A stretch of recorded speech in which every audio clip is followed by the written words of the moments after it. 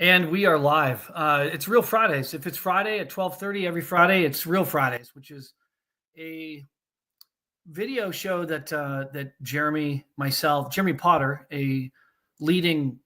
one of the leading lawyers in the United States, in my view, in mortgage, housing, and real estate, just an incredibly brilliant lawyer, in friend of mine, and Brock Cassidy, who's Chief Revenue Officer at NewZip, who's just an incredibly smart tech innovator, an idea creator between real estate and mortgage and consumer-based solutions. And then myself, I'm a retail mortgage banking leader and expert. I know the retail mortgage banking process like very few do, and I've done a lot of remarkable deals around the country, consolidating, aggregating production.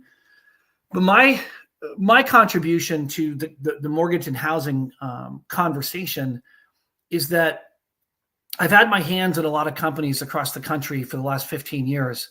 And I've been very successful in some cases, not in all cases, but in some cases, applying best practices from companies that have been able to scale and applying those best practices internally to create change within these mortgage companies, to be able to accomplish goals that they want to accomplish, but they can't seem to accomplish those objectives themselves because they either lack capital or they lack the expertise and the experience. And when you're growing a company, it's quite common to feel nervous and to question yourself because you simply don't have the experience within your collective framework, within your company, to make the right decisions. And so as a result, you fear of making the wrong ones, and that tends to be paralyzing, especially when those decisions can be quite costly. Someone like myself has been someone who can apply best practice processes in from clients and companies that I've worked with and apply those to organizations. And it's especially in a market like right now where change is so vital and critical. There are certain markets in industries that are fairly stable, and that don't really require a lot of innovation. You just have to sort of steer the ship. And there's been moments in our industry where it was a lot like that prior to the 2000s run up of mortgage origination. I would say that mortgage companies, and let me qualify this a little bit further. In the 80s and 90s, when it was primarily a depository offering, you could manage sort of mortgage origination and kind of steer the ship. In the non-depository realm, really, that realm sort of took over mortgage origination in the late 90s and early 2000s. It's been a market of change. It's been a market of tremendous change driven by market dynamics, economic dynamics, and really technology. Technology has been the primary driver of that. And as a result of that, leaders and financial leaders who are, I would say, inherently a little bit more conservative are confronted with challenges around growth in how to make the right decisions. And AI and other innovations have driven this last round of change over the last 3 or 4 years to a point where companies are confronted with a tremendous amount of competitive threats, market threats, and opportunities for growth. And those opportunities for growth need to be,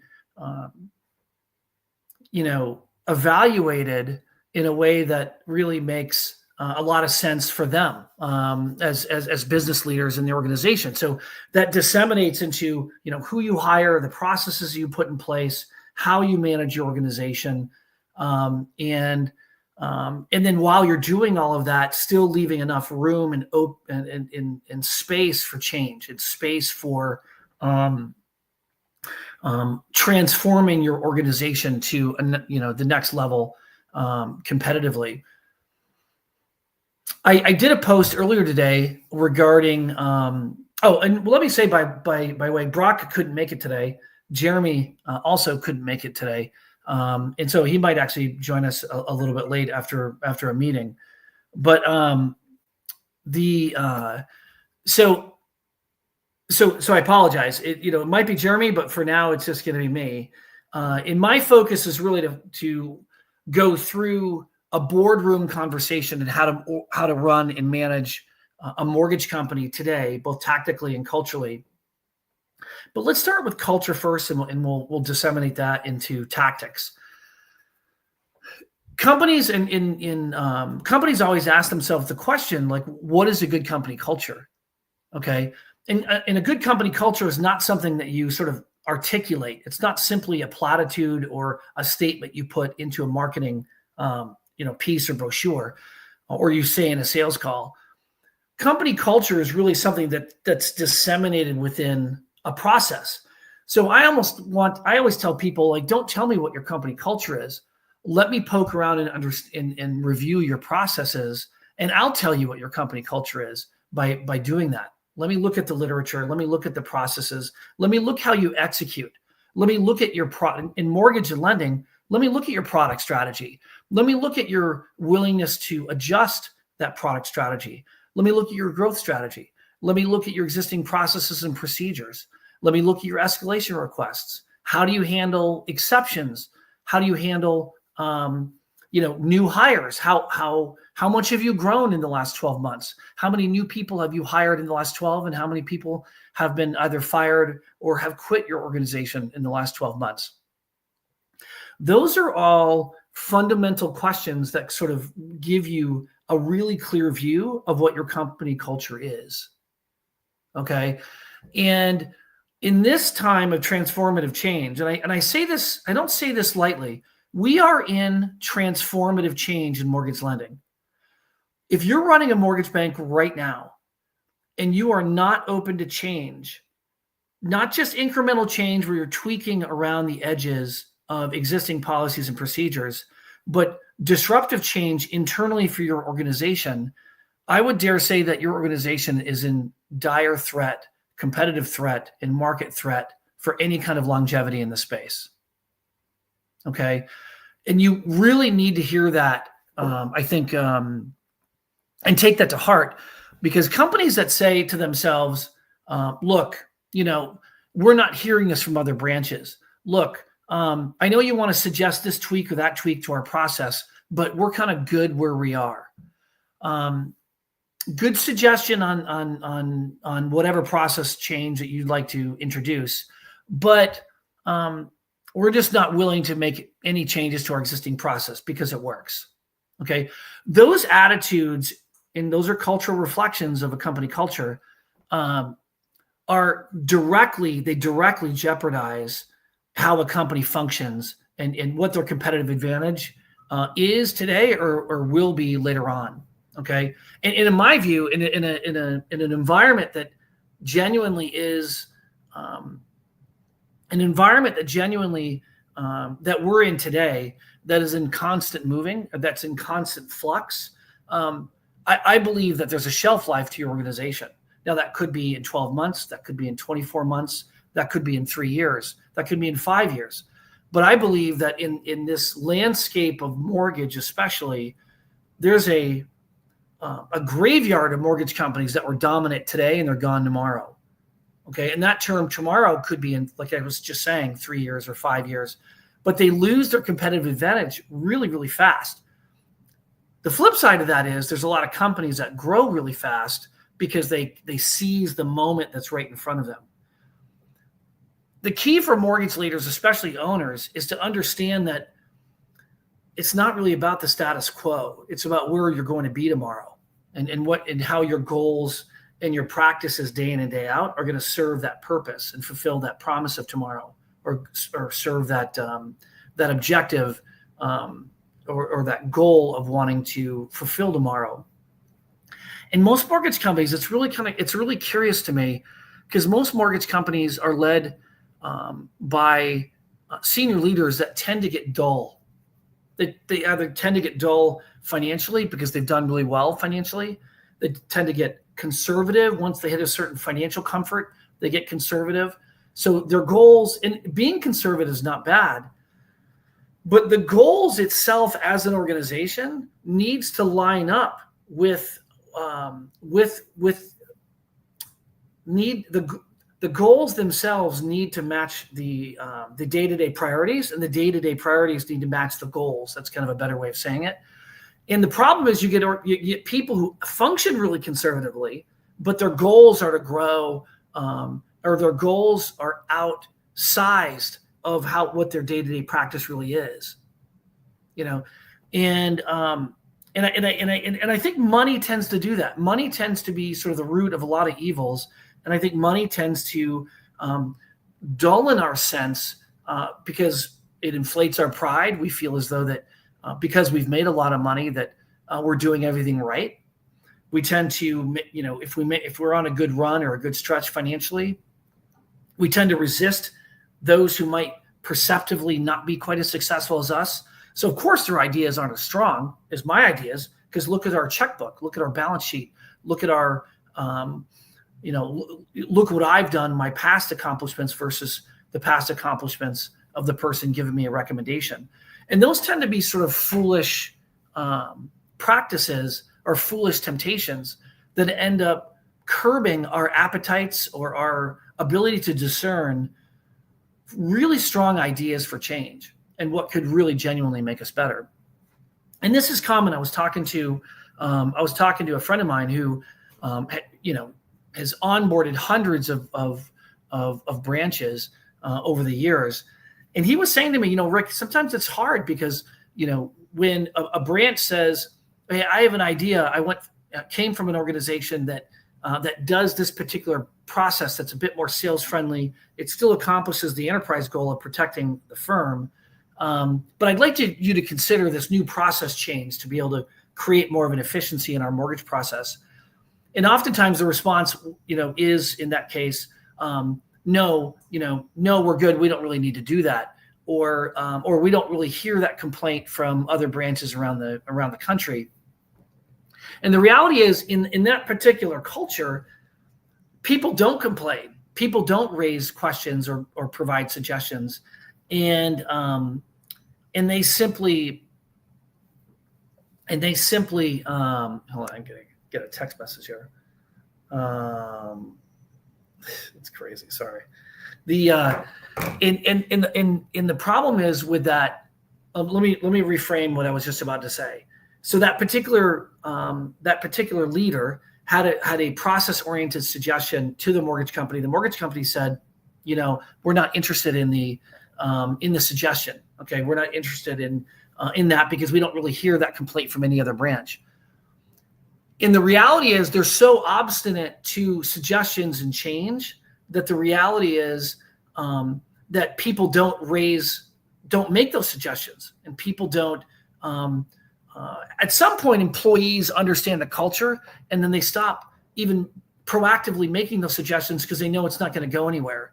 And so those of us on the corporate level, because we're not getting the feedback of change, or we're not getting the feedback for process-oriented adjustments, you just are lulled in the sense of we must be doing everything correctly. We must be just doing everything in the way that they should be done. And in reality is you're not creating a culture to be able to invite that kind of criticism or feedback in order to implement that kind of change.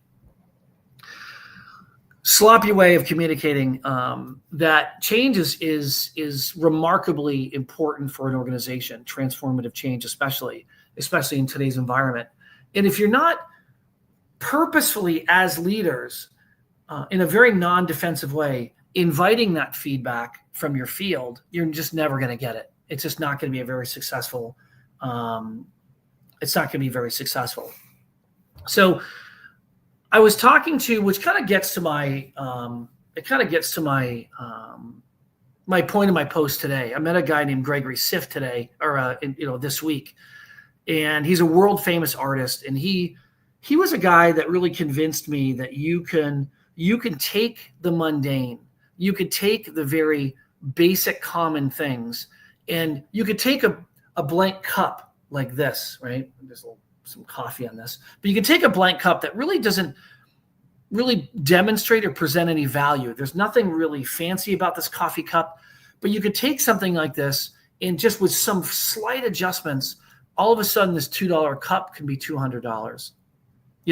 He was a guy that he's been hired by Nike, he's been hired by Louis Vuitton, Levi's, Detroit Pistons, from a variety of top brands, global brands, to help leverage his creative innovation to their existing brands on efforts and initiatives that they've never done in the past. And what they were able to do in churn is products that they've never introduced to the market that have been wildly successful. And in our meeting, it was really fascinating because he had taken like a denim jacket, something like that, used to wear in the 80s, something really fairly ordinary. And he did some designs on it. He changed the color patterns. He stitched some things on it. And all of a sudden, this denim jacket was no longer this old, tired retread of a jacket that once was. And it became an entirely different transformation. And all of a sudden, this jacket is something that's in high demand, something that you could charge $300, $400, $500, $600, $700 for, because it was new, it was innovative, it was something really, really different. So this guy really blew my mind because he got me thinking about the mortgage process and around how commoditized our products really are. For the most part, if you look at all the mortgage companies, especially in the top maybe 25, we all offer the same products, right? We all offer Fannie Freddie products. We all offer, for the most part, whether it's broker or banked, we all offer FHA, VA, USDA. And there might be some lenders that have plus one or two of this or minus one or two of that. But for the most part, we're all different shades of the same color, okay? And so there's always this creative struggle of how do you differentiate yourself? And some end up doing so using technology, some end up doing so with their branding, and some do so through speed of delivery. But again, it's not anything all that different, right? I mean, everyone might offer the same product, but it becomes like that old 6-minute abs, 7-minute abs, 8-minute abs kind of conversation, internally, where you remember that movie, and I think it was in There's Something About Mary, like years ago, where you're trying to, this one exercise guy was creating this differentiation, and it was like, well, I have an 8-minute abs, commercial or product. And then the guy said, well, that sounds like a great idea, but what if somebody comes up with a 7-minute abs? And then the guy was like, wait, no, it can't be 7 minutes, it's 8 minutes. My product is 8 minutes. In our industry, we do something very similar. We close loans in 21 days. We close loans in 17 days. UWM, has a statistic where they close loans in 12.86 days, just phenomenally fast. So the differentiator is speed, but we're all the same, right? We're all delivering largely the same products, and speed can be a differentiator depending upon the consumer need.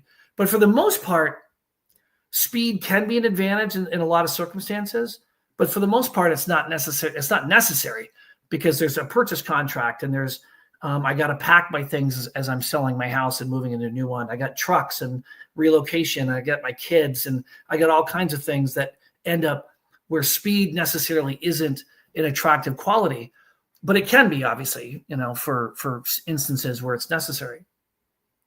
But my point is, transformative change is something where you turn an entire process on its head, where you do something fundamentally totally different in a way that completely does what I call a Copernican shift, where everyone is looking at life in a certain way, and it takes that one innovator, it takes that one individual, that one technologist, that one Bill Dallas, if you will, or that one key leader that ends up turning a whole process or technology or solution on its head, right? Where we're so used to the process starting with a realtor and then going to a mortgage loan officer, go really back to the consumer, then back to the mortgage loan officer.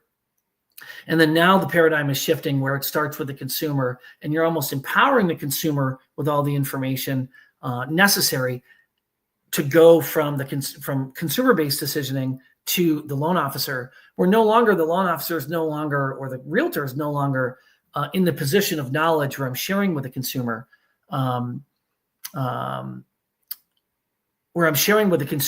like information about the market and the home and the loan mortgage products. All of a sudden, consumers are empowered with that information where they're telling the realtor about the market and the homes that they're showing, or they're explaining to the loan officer the products that the loan officer is selling. And at some point in time with AI, the consumer is going to be, and we're all going to be planarized in the sense where the consumer is just going to be just as knowledgeable about the mortgage products available to him or her that the loan officer is. So with that sort of leveling of that intellectual playing field, that's incredibly disruptive to our models, because our models aren't built for that. Our models are to get pricing from your loan officer. What if the consumer already has the pricing? What if the consumer already has the same pricing that the loan officer could offer and they have it in advance? What do?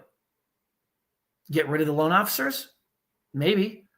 Or do you transform those loan officers to kind of a different sort of role where you're facilitating and helping them understand the information that they have in advance, and to help them sort of apply it to certain market circumstances or certain products or their life circumstance? It's a totally transformative kind of moment in our industry. And in this conversation with Greg, really led me to believe that you could take something as vanilla as a mortgage product, as commoditized and market compressed as mortgage pricing, and be able to, with some innovation around the experience, deliver something completely different. Deliver something, even though this is a coffee cup, and even though I'm putting the same amount of coffee in the cup, the experience and what this cup actually does for me could be entirely different. It could be a coffee cup that inherently keeps my coffee, hot or warm without it being in a thermos. It could be something that just delivers something unique and different, that every other coffee cup that looks exactly like it is going to deliver something completely different. Okay. So this Greg guy is incredibly was incredibly inspirational for me. And I kind of turn you to my post.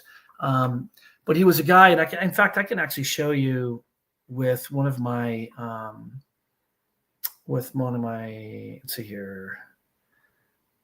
I thought I had some pictures that I could show you. I can't seem to bring them up. Yeah, I can't really seem to bring them up. That's too bad. Oh, it's a window. No, I can't seem to do it. That's a bummer. But it's a series of pictures that I had taken together and posted on LinkedIn that I think that would kind of illustrate actually that jacket. He's wearing that jacket in the post. But if you're not looking at the business today, and you're not looking at how to not every single day, but I would say every single week, asking yourself or getting feedback from the field as to how you can do a process that you've done over and over and over again, that you feel that you pretty much have the process down. But if you're not asking how you can maybe improve upon that process, you take for granted and assume that there's really nothing else to be done or to that process to improve upon it. And I think that's a grave mistake. I think it's a massive, massive, massive mistake. So this is the word really for the day, and for the message for here in this particular podcast. This is the first time I've done where it's just solo. Usually Jeremy and/or Brock are with me, and I'm going to keep it up for integrity purposes. Was kind of a mess content-wise and delivery-wise, but I'm going to keep working on it and keep sort of improving upon it. But the focus of this particular episode was really on innovation, on driving culture through that innovation, and actually using your processes and systems to be able to enhance the culture and the innovation of your organization, so you can be more competitive. So that was a messy First Fridays, or rather a messy Real Fridays, and I appreciate everybody for logging in. Stay tuned.